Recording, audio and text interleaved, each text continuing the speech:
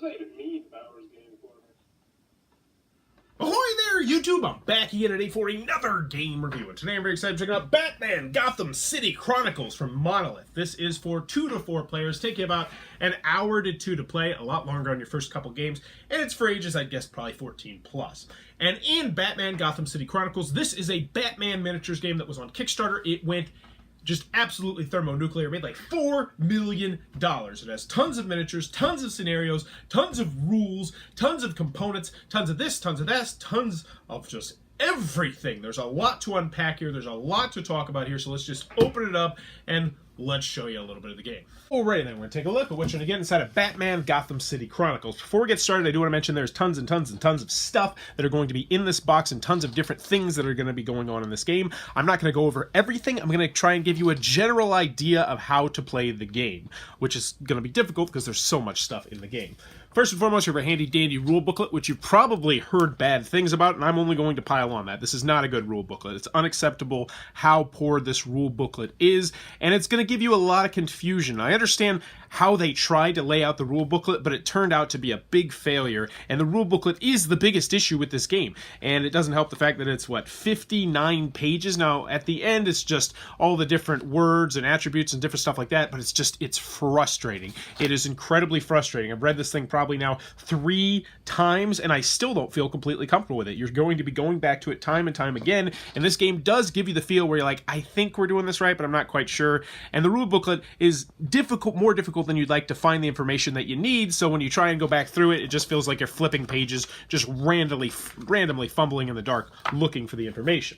Now, the mission booklet is much better done than the rule booklet. The mission booklet is another page, which is going to have, I believe, 23 different unique missions that don't really connect to each other, which is a little bit of a disappointment. I'll talk more about that later, but it's going to tell you exactly what the end games are, the victory conditions, what the special setup is, a little bit of the backstory, which heroes you'll be able to play at, or in some cases, which hero, which I'll talk more about later, super annoyed by that you'll be able to play at. And the mission booklet is actually, I don't have too many complaints about the mission booklet. I'm pretty happy with that part. Also, which I would incredibly recommend printing out, that is not included with the game, so I really shouldn't be showing it to you, but I think most people are going to print it out, are these 6-page little booklets, little player aid things, which should have been included with the game. I can't stress that enough. You have to print them out, and they use a boatload of ink. Luckily, I printed mine at work. Haha. So, that's what you're going to get rule sheet-wise. Let's talk about the game. Let's talk about the components. So, in Batman Gotham City Chronicles, you're obviously going to be playing as heroes trying to fight bad guys, and the bad guys are going to be trying to do a whole bunch of nefarious plans through 4 different maps. So this is my least favorite of the 4 maps, which for some reason they chose to be the first scenario where you're trying to learn, and it's the most difficult one because of how dark and dingy it is. It's kind of hard to see what's going on, but it's a subway. Least favorite of the 4 maps. The one on the back is actually one of my favorite ones, a well-lit sort of a factory industrial complex right here. There's also a really cool bank vault. I'm just going to show you all 4 of them. Right here, I'm a big fan of this one. Very well lit, very easy to tell where the doorways and where the different margins are. This is probably my second favorite, but it's probably close to my first favorite. And then last, we have this really cool, industrial waste zone factory where they're producing some bad stuff. Looks like something the Scarecrow would have his hand in, producing some gas. So those are the 4 different maps that you're going to get. Next, you're going to have this little area right here, and each of the heroes is going to have one of these central hubs. And it looks incredibly complex, and when you're first learning the game, it is incredibly complex. I'm not going to sugarcoat it for you, but there's a whole bunch of different heroes in the game, and you're going to be able to pick which hero you want at the beginning, and you're going to slide that character in there, which will fill in a whole bunch of the information. Over here is your melee attack, where you're going to be moving cubes from down here into there. Ranged attack, manipulating things, using your hands just to sort of do stuff. This is thought, which is going to have you doing computers and various different stuff like that.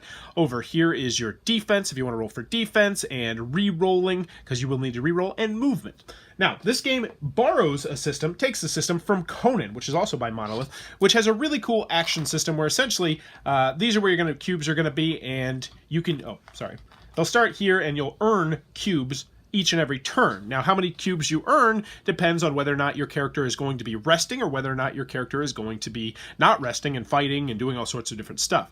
So you will gain back more or less cubes, and these are your action cubes, which you're going to be putting in the various different spots to do the actions.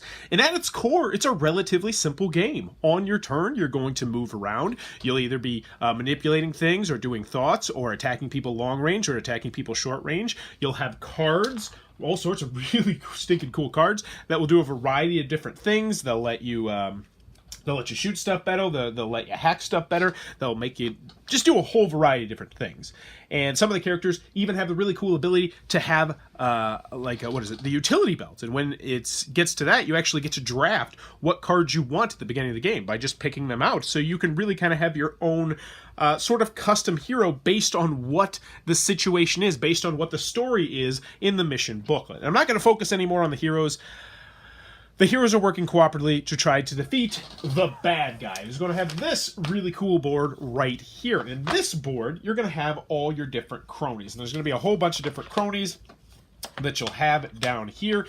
And there's tons and tons and tons of iconography in this game. That's one of the biggest bugaboos because they don't include a player reference, which is why I would highly suggest printing off this thing, or else you're going to be passing around the rule book all the stinking time. But how it works is, let's just get some down here. Boop, boop, boop, boop. These are going to be all the different characters that are out on the board. And they're going to be represented by the miniatures, which I'll show you in a second. But I'm sure if you're really that interested in the game, you've probably already seen the miniatures. So miniatures, they have this thing on the front, which should tell you where the miniatures go, which is useful. It's not the most useful system I've seen games do, but it is still pretty stinking useful. And the miniatures look like so, but you're going to have different miniatures on the board, and luckily the cards do sync up, so it'll say like thug with lead pipe, or thug with gun, or gang member with firearm, or gang member with chain, or whatever it is. But when it's the bad guy's turn, he's going to be able to recuperate this many of those oh-so-delicious cubes we talked about, and then he's going to be able to activate up to 2 of the tiles. And when he does that, so let's just say he would pay 2 to activate this Mr. Bloom. And what he does, he puts it in the back, and then all of the Mr. Bloom characters, the miniatures that will be on the board, he'll be able to trigger them, and they're really good at melee. Wow, they're really stinking good at melee. They're going to be punching people, and they also each have their own unique special ability. One thing that I do like, it's a nice little thing, you can easily just boop, push down on that to do it. So once you've triggered all the Mr. Bloom things, then the bad guy will have the option to once again trigger another one of these, but it's going to cost the cubes. So if something's further towards the back, it's going to be really expensive to activate it. Also, there is normally going to be a warning one in here, which will have a special ability that will be noted in that specific game mode. As I mentioned, 23 unique scenarios. You're going to be doing different things, all sorts of different things. Over here is where you're going to be keeping track of health. Now, most of the characters are just going to have 1 health. So, like the Riddler's gang and the thugs and the carnivorous plants and the weak stuff like that are only going to have 1 health. But for stuff that has more than 1 health, you'll actually have a little token, which you'll put in here, and then you'll keep track of the health like so. And with the better ones, you will not be able to respawn them. Because one of the other things the warning is going to let you do is give you a certain number of points in order to respawn bad guys, aka just getting more of Riddler's gang to come with you or Harley Quinn's gang to come. They're normally the cronies. They're going to get beat up pretty easily, but they can do some decent damage. So the warning tile that I show you, in addition to having a special effect, will allow you to bring back people. Now, there's a whole bunch of other stuff that I could tell you about, how you can purge your river and get rid of stuff, but I'm not going to, because that would make this like an hour-long freaking video. Just needless to say, what you can do on your turn when you're the bad guy is you're going to trigger up to 2 of these and move the stuff around the board, trying to complete your objective and boom, boom, boom, of course, beat the bad guys. So let's go back to the board. So when you first start up a scenario, and we'll just get a random scenario out of the booklet. I'm not going to set it all up, but I'm just going to show you how it works. You're going to look at your mission booklet. So let's go to, boop, just a random one right here. So we would need actually this board right here, and then you would need to find all these different characters and place them all on the board on the different spots. You read out the story, then you pick your heroes. So over here you have the heroes you can play with. So the first hero would get to decide between Batgirl, Batwoman, or Catwoman. The second hero has to be Black Canary, and the third hero could be Bluebird, Huntress, and Spoiler. Also, on the bottom, a lot of times they will start with cards, or they will get to draft their own cards if they have a utility belt. Over here, it will tell you what the warning does, and it will also show you the layout of how the bad guy is going to have his big board. And you're going to set it up, and then once you do it, you'll see who goes first by looking at the icon right there to see if the bad guys go first or the good guys go first. Make sure everybody understands the endgame conditions, and then you're off. At its core, it's not a terribly difficult game. There's only so many actions you can do. Move, punch, ranged attack, manipulating things, hacking things. Same with the bad guy. The bad guy is going to have most of those actions as well, but they're going to be using their little cronies and the Riddler and all sorts of different stuff to move around the board. So that's what you're going to do. You'll be keeping track of how many rounds on this little round tracker right here, which you'll have off to the side of the board. Everybody will have all their cubes ready, and then you'll be ready to go. Also, each of the little setups on the mission booklet will show you where you are going to start, where you're going to respawn, because there'll be different things placed around the map. Sometimes it'll be miniatures, sometimes it will be tokens. But let's take a look at the map, because the map, I understand what they tried to do here. They tried to make the line of sight really simple, and you can see the different spots and how they're laid out. You'll also notice a whole bunch of letters, and the letters will show you where you can see. So for instance, anywhere that has an E, D, or I can see. In addition, you can also kind of look to figure out where line of sight should be. If you're up on high ground, you get to roll extra dice. If you have to jump down from high ground, you can either climb down, you can fall down, but if you fall down, you might have to take damage. And this is where the game gets a little bit fiddly with how much different stuff, because they really wanted to create the feeling of the Batman game, but at the same time by doing stuff, you see tons of icons. Some places are dangerous, some places have rough terrain, some places will have like, all of them will have this little symbol right here, which tells you how many people can be in that spot. So you also constantly have to be worrying about that if a whole bunch of people get into a spot, and when they do have too many people in that spot, that changes the rules of the game, which means you're going to have to go back to the rule booklet. Now, that being said, well, we'll get more to that in pros and cons. But anywho, you're going to do that until the end of your scenario, which is either the good guys winning or the bad guys winning based on rounds over ending or something exploding or something getting hacked or any sort of variety of different things. But that, in an absolutely jumbled nutshell, is what you're going to be doing inside of Batman Gotham City Chronicles. Alright then, Batman Gotham City Chronicles from Monolith. What are my final thoughts? Let's go over the pros. Let's go over the cons. Whew, we got a lot to talk about. So first and foremost, 2 to 4 players, somewhat of a restricted player count. Now this wasn't a big deal to me. Honestly, at 2 players I liked it, at 4 players I liked it, but it will become more of a glaring issue when you get to the scenarios where there's only one hero. And most of the scenarios, and a good chunk of them, you play as 3 different characters, and everybody gets their own character they can play as if you're playing 4 players. However, if you're playing a 4-player game and you play through some of the scenarios that only have 1 hero, and essentially, well, no, it's not essentially, it is like 3 people are controlling 1 character, and those are substantially less fun than when you have your own character, we found.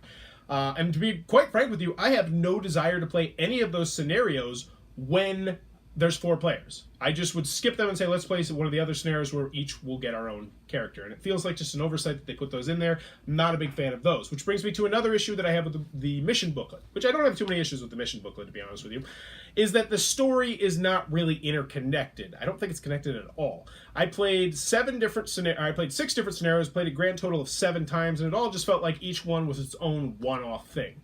Which is good because then people can jump in, jump out. It doesn't feel like you have to all be playing the game in order to really get the max enjoyment out of it. But I still really would have liked an overarching story, like a big climactic last thing that happens, and it doesn't give that to you. So that's a yin and a yang kind of thing. That's a your mileage may vary. So let's get to the other bad stuff about the game before we get to the big bad stuff about the game. So cost-wise, this is going to be an expensive game. It has tons and tons of miniatures, tons and tons of components, and I think it was $150 for the Kickstarter, and it's going to cost you even more if you get it aftermarket, so you got to know it's expensive. It's going to take up a huge chunk of your shelf space. That's where these 2 games were. And you're going to get 2 of these massively large size boxes in here, and I'm sure some people are going to argue about if it's worth it for what you get in the box. I personally didn't think that was a big issue, but then again, I don't play many miniatures games, so I don't know if these are spectacular miniatures or bad miniatures. To me, they looked really stinking cool, and they helped bring across the theme of the game, and if I knew how to paint, I would love to paint them. But you do need to know it's very costly. It's going to take up a huge chunk of your shelf, and if you get some of the extra stuff, it's going to take up even more space, because there is no more room left in these boxes. Because I know there's like a 2-player skirmish mode, which sounds really stinking cool. They're going to have Season 2, which is going to have a whole bunch of more stuff they're going to be able to get. So you need to know that this is going to be a big money investment, and this is going to be a big space investment if you're looking to get into the game. Now, let's get to the biggest issue with the game, and I don't think anybody's going to disagree with that, which is the rule booklet is not good. It is a bad rule booklet. I'm not going to sugarcoat and say it could be better. No, of course it could be better. It's bad. It's 58 pages of absolute frustration. You're going to be going back to this rule booklet time and time and time and time and time and time and time again, and the layout of the rule booklet is not helpful. There's a a summary at the beginning, which is kind of like an index, but I wanted like a real glossary at the back where I could look up exact terms and find out exactly where each page of that thing is, like how Fantasy Flight does it. And that is not here. And you're going to be going through this rule booklet, and when you're going through it, a lot of the time it just feels like you're flipping through, hoping to get lucky and find the right information you need. And one of the biggest issues that I have with the rule booklet is with most rule booklets do this, is they set up the game first and then they teach you how to play the game. So that way you can see everything set up and it makes more sense. Now, this one has lots of examples, which is good, but they don't have a setup. And the reason they don't have a setup is because every setup is different. Each mission is different. You're going to have different characters, different tokens, different items, different endgame conditions, different this, different that, which is great. But for the base rule booklet, they should have had just a generic setup and say, this is how you're going to set things up, so set up this on this particular map, and then we'll get into how the game is played. That's what I would have done, and I think it would have worked a lot better. There's also a 48-minute, I think it's 48-minute, watch it played video. Not the official watch it played video from Rodney from Monolith, and that is not nearly as good as you would like it to be either. I watched that twice. I read the rule booklets twice, and I still had to go back to the rules time and time and time and time and time and time and time and time and time again for probably the first 4 or 5 games you play this. This is a beast of a game to teach. This is a beast of a game to learn, and that's disappointing because at its core, it's not an incredibly difficult game. On your turn, you're going to be moving, you're going to be punching, you're going to be shooting, you're going to be doing things with your hands, you're going to be doing things with your brains, you're going to be picking up cards, you're going to be fighting bad guys, and at its core, it's a really kind of a simple game. But if they would have just made the simple game, it wouldn't be nearly as good of a game as it is. Because I'm going to tell you right now, if you can slog through everything, this is a great game. I'm going to raise that up a little bit and say, if you can slog through everything, this is an outstanding Batman game. So, there's lots of fidgety stuff in this game, which brings me back to the cons. There's lots and lots and lots and lots and lots and lots of fidgety stuff. You know, there's movements, there's special movements, there's encumbrance you have to worry about, and holding too much stuff. There's dangerous areas. The map is going to be transforming. You know, people will be busting through walls. There's going to be explosions. There's going to be this. There's going to be that. There's tokens that are going to be on the board. There's lots and lots and lots and lots and lots and lots and lots of iconography, and there's no good way to look at the iconography that's included with the game except for this 6-player handy-dandy player aid sheet. Now, what's the problem with this 6-player handy-dandy player aid sheet? It doesn't come with the game. They made $4 million on their Kickstarter, and then they say, hey, if you want to really get the most out of this game, then you need to print off 24 pages, because you are going to need 4 copies of this, which will go through all the different stuff. Now, this stuff is in the back of the rule booklet, but do you really want to be passing around the rule booklet to 4 different people at the beginning of the game? No, you don't, so you include this in the box. But no, you have to print it off yourself. You made $4 million. Come on, make us that. Throw us a bone here with that. Just print it off. And that being said, I would highly, highly recommend just going to Board Game Geek and looking for a bunch of the user-created stuff they have on there, because that stuff is actually more useful even than the thing that they do give to you. Let's chill out. Chill out. Let's get back to the bad stuff about the game. Now, everything feels fidgety, but everything feels fidgety because they wanted to get across the theme of the game. And the theme of the game is spectacular. Component-wise, I like the miniatures. I think they look really good. I'm not a miniatures guy, so I can't really say, oh, the bases are this, the bases are that, but I didn't have any issues with the miniatures.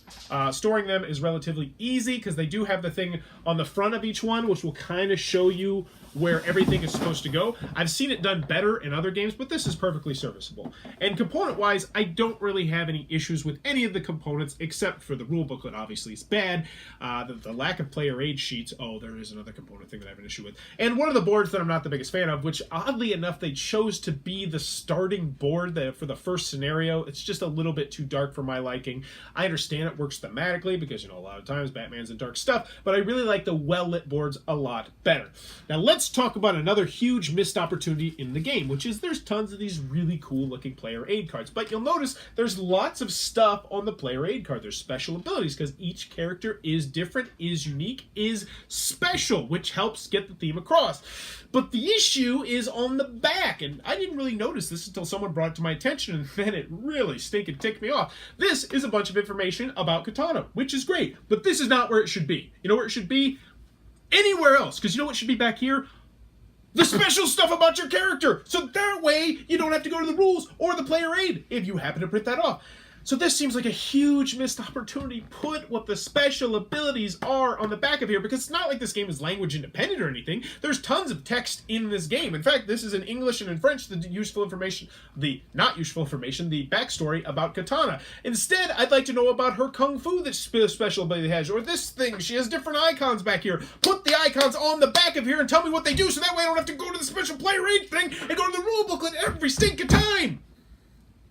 Just seems so obvious.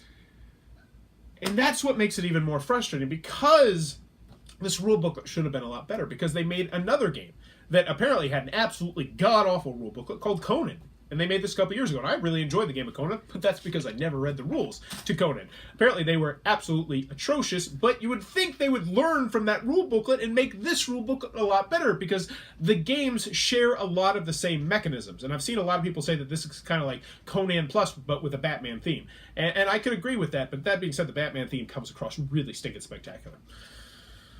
Okay, so very expensive, lots of shelf space, bad rule booklet, not as great watch it played video as you would like. And I watched another one that's 20 minutes, which was equally not that helpful. It's going to take up, yeah, that's the bad stuff. Oh, the last con that I have for this game, and this one's really important, and I like to mention this with a lot of games, is that if you are not going to be able to get this to the table on a routine basis, don't even bother with this game. Just period. End of the scenario, because you are not going to want to have to relearn this game time and time again because of how bad the rule booklet is, which is unfortunate. If this were a great rule booklet, that would not be something that I could mention. I'd say, yeah, it's not that big of a deal relearning the game, but it is that big of a deal relearning the game. And this game has that constant fear that I always have in the back of my head that I feel like we're doing something wrong. I always feel like we're doing something wrong with this game, and when you try and figure out if you are, in fact, doing it right or doing it wrong, you won't be able to find it in the rule booklet unless you get lucky and you just happen to stumble upon it. So there. That's the bad stuff with this game. And I kind of feel like this game is kind of like having a emotionally unstable boyfriend or girlfriend, where there's an absolutely spectacular person in there, and there is a great game in here. There's an outstanding Batman game in here, but you have to go through so much baggage to get to it, and that gets me to the pros, which is that this is a great game. This is a super fun game. I love playing as the bad guys. I love playing as the good guys. I love working together and discussing what is the most optimal way for us to beat the bad guy and get over here and to defuse this or do this thing or do that thing. And I love the different scenarios, and there's tons of different scenarios, and all the scenarios that we played felt different. They felt unique. They felt like Batman. All the little fidgety rules. I understand why they're in there, because they make it feel like a Batman game. This does not feel like a game with a different theme, with a Batman theme slapped onto it by any stretch of the imagination. This is Batman, and there's so much cool stuff in this. I love the artwork. I love the miniatures. I love most of the boards. I love moving around. I love the bad guys. I love the mechanisms. I love how you can sacrifice things. Like, it's like, oh, I can have a really spectacular turn as a bad guy and just potentially even neutralize one of these characters or two of these characters, but at the same time, that means they're absolutely going to be able to beat the living snot out of me, because I'm not going to be able to defend myself or re-roll. And there's really interesting choices to be had with this game, but you have to slog through all the bad stuff to get to it. And that is where this game becomes hard to review. It becomes hard to say whether or not I recommend the game, because if you don't mind slogging through it, and if you can get this game to the table on a routine basis where you'll start to really burn those rules into your head, then this is a hell of a game. This is a super fun game, and it feels like a great Batman game, and I absolutely can recommend this game, and I love when this game clicks and when this game works, but when it doesn't, it becomes a slog, and it's still a really good game. Even in those scenarios where you have to go back and forth to the rules, and you're arguing about this, and you're arguing about that, it's still a really good game, but you have to go through so much to get to that. You have to spend a good deal of money. You have to have a great deal of storage space to put the dang thing up there. And that, can I recommend the game? That is up to you. This is one of those ones where I'm not quite sure what to say. Because if I'm reviewing this just for its game and just for its, if I'm just focusing on how much fun you can potentially have in this game's a 9. I awarded Bauer's Best Seal, no questions asked. But when you factor in everything else, I gotta ding the game down a whole bunch. Which is why I'm probably gonna give this like a 7.5. Because it's good. It's good no matter what. Even when you're getting frustrated, even when it's slow as dirt because you have to go back to the rules time and time and time and time and time and again, it's still a good game. That only gets better.